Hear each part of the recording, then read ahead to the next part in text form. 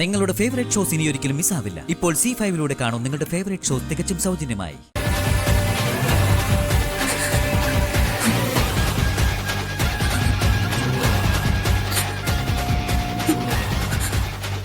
അവനെന്നെ അങ്ങ് കൊന്നാ മതിയായിരുന്നു രഘുവേട്ട. ഇതിനേക്കാൾ അപ്പുറം ഒരമ്മ ജീവിച്ചിരിക്കുന്നതിൽ എന്തെങ്കിലും അർത്ഥമുണ്ടോ? നമ്മൾ ഇനി എന്താ ചെയ്യേണ്ടത് രഘുവേട്ട? ഈ നിലയ്ക്ക് വിട്ട് അവനൊരു ദിവസം നിത്യമോളെയും കൊല്ലും. അതിന്റെ പേരിൽ അവൻ എന്ത് ശിക്ഷ ഏറ്റുവാങ്ങിയാലും നിത്യമോളെ പോയാ പിന്നെ എനിക്കൊരു ജീവിതമില്ല. സുജാത, ഇത്തരം ഘട്ടങ്ങളിൽ വൈകാരികമായ തീരുമാനങ്ങൾ എടുക്കണം.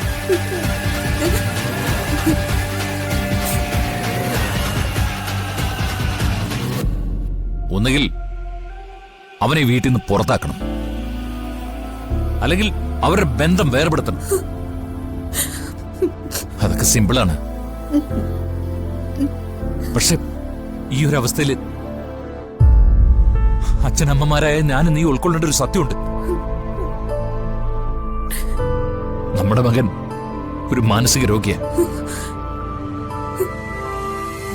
ഇനി അത് പരസ്പരം മറച്ചു വെച്ചിട്ട് ഒരു കാര്യമില്ല. മറച്ചു വെക്കാൻ നമ്മൾ ശ്രമിക്കുന്ന ഓരോ നിമിഷവും അവന്റെ അവസ്ഥ കൂടുതൽ വഷളായിക്കൊണ്ടിരിക്കുക. എടോ, അസുഖം വന്നാൽ ചികിത്സിക്കാൻ നല്ലത് വേറെ മാർഗമൊന്നുമില്ല. അതിന് ഡോക്ടറെ കാണണം, അതിനു വേണ്ട മരുന്നുകൾ കൊടുക്കണം.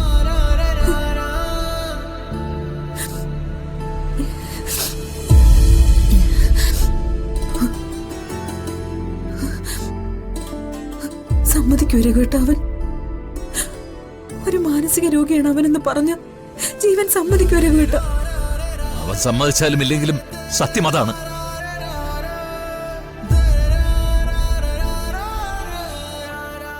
നമുക്കൊരു സൈക്കാട്രിസ്റ്റിനെ കാണണം. അവന്റെ കണ്ടീഷൻ മുഴുവൻ അയാളോട് പറയണം. എന്നിട്ട് അയാൾ ഒരു സൊല്യൂഷൻ നിർദ്ദേശിക്കട്ടെ. പറ്റുമെന്ന് നമുക്ക് നോക്കാം.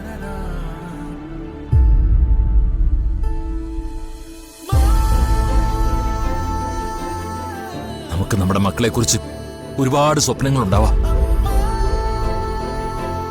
നമ്മൾ ആഗ്രഹിക്കുന്ന വഴിയിലൂടെ ഒരു മുമ്പോട്ട് പോകണമെന്ന് നമ്മൾ ചിന്തിക്കുകയും ചെയ്യും. പക്ഷെ എല്ലാ വ്യക്തികളും ഒരേപോലെ ആവില്ലല്ലോ. ശരീരത്തിന് വരുന്ന അസുഖം പോലെയാ മനസ്സിന് വരുന്ന അസുഖവും. അത് ചികിത്സിക്കണം.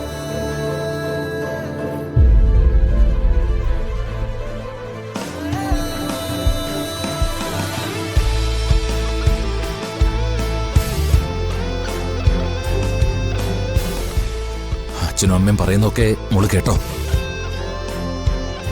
കേട്ടു. എന്താ മോളുടെ അഭിപ്രായം?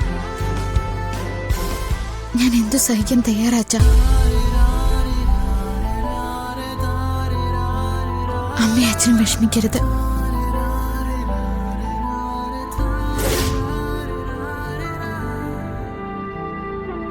ഡൗൺലോഡ് ചെയ്യൂ C5 ആപ്പ്. കാണൂ എല്ലാ എപ്പിസോഡുകളും സൗജന്യമായി.